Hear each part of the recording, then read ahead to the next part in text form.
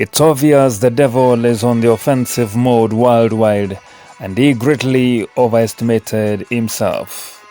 One of the problems of the enemy is and has always been pride. Pride will cost him in this last hour. The enemy has blind spots which later embarrass him. For instance, if the princes of this world would have known about resurrection, they would not have crucified the King of Glory. They made a mistake they have never forgotten, but it doesn't seem they always keep tabs. They have made another mistake again, to underestimate the very elect of God. Following the deaths of many innocent ones who the enemy has deceived through the big pharma, a great cry will arise on the earth. The center of that cry will be Kenya, and it will take the form of incredible intercession.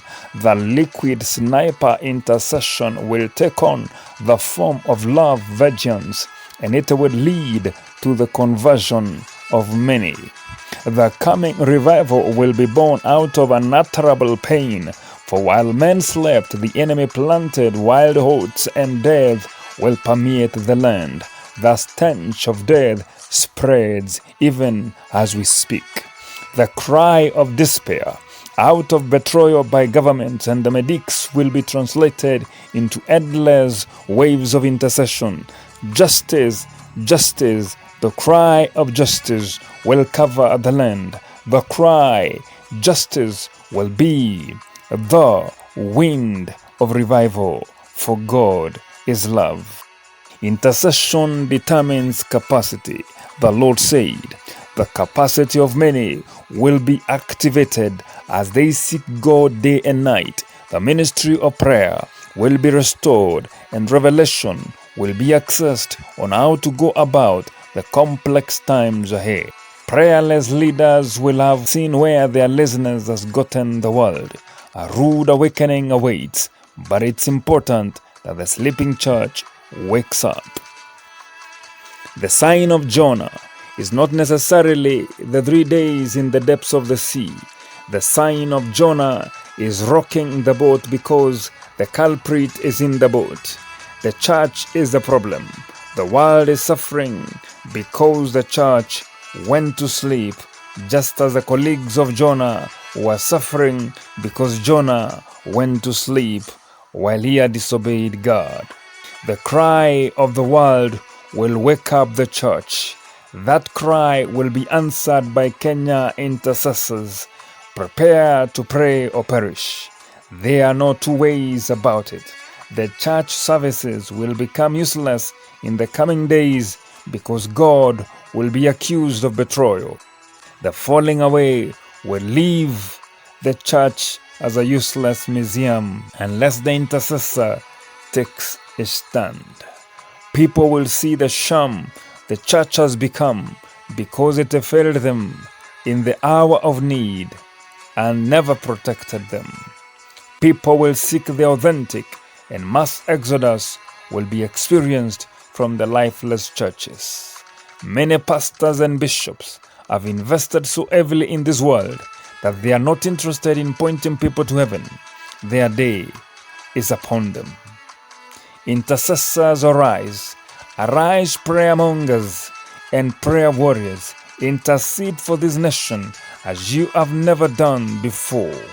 You are the hope of this dying world. Arise and be counted. Arise and pray for the earth. Break and scatter the powers of hell. Break and scatter the enemy's evil agenda.